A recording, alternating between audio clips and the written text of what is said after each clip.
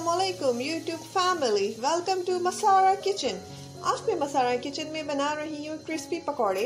और ये क्रिस्पी पकौड़े बनाने के लिए मैंने यहाँ पे लिए हैं 3 मीडियम प्याज, जिन्हें मैंने स्लाइस कट कर लिया है।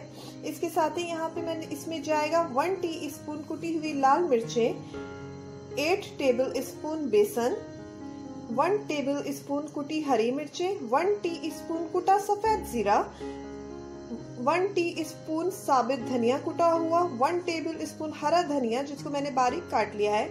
इसके साथ ही इसमें जाएगा नमक हस्बे ज़रूरत। और यहाँ पे सोडा जो है ये मैंने 1/4 टीस्पून लिया है। और यहाँ पे मैंने 1 मग पानी लिया है चिल वाटर, क्योंकि मैं पकौड़ों का जो बैटर है उसको मैं चिल वाटर में बनाऊंगी। ठीक है, इससे आपके पकौड़े जो है वो बहुत ही क्रिस्पी होते हैं अगर इसका बैटर चिल वाटर से बनाया जाए। तो चलिए फिर अपने रेसिपी की तरफ चलते हैं, इसे किस तरीके से रेडी करना है। अब हम पकौड़ों का बैटर रेडी करेंगे। सबसे पहले बाउल में ऐड करूंगी मैं ये प्याज,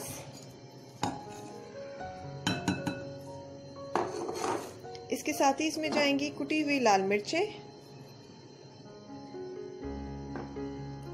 कुटा धनिया,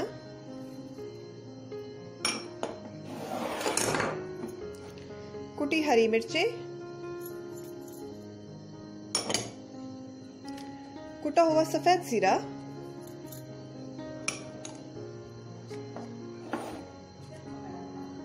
अब इसमें जाएगा कटा हुआ बारीक हरा धनिया। साथ ही इसमें ऐड करूंगी सोडा, मीठा सोडा।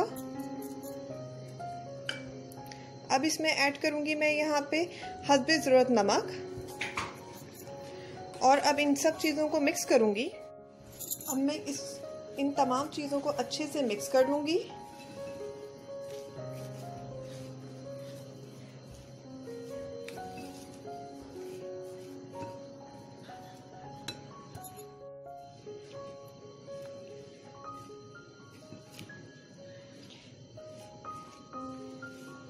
ये देखिए यहाँ पे अच्छे से मसाला जो है वो प्याज में मिक्स हो चुका है।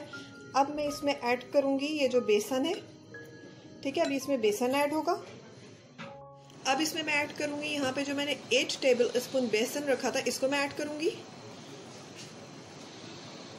इसको मिक्स कर लेते हैं थोड़ा सा इसमें। उसके बाद हम इसका पकौड़ों का बैटर रेडी करेंगे। ठीक है, ये अब मिक्स हो चुका है। अब मैंने यहाँ पे चिल वाटर रखा था जिससे मैं इसका बैटर रेडी करूँगी। और ये अंदाजे से डालते जाएं और एक अच्छा सा थिक सा बैटर रेडी करते जाएं।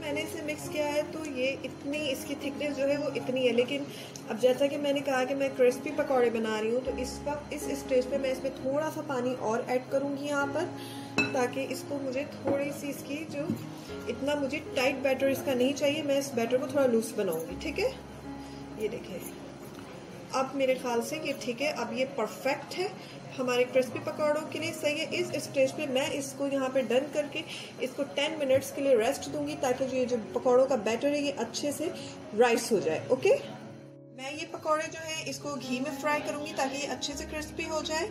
सही है, इतनी घी मैंने ऐड की है। मैं इसको डीप फ्राई करूंगी।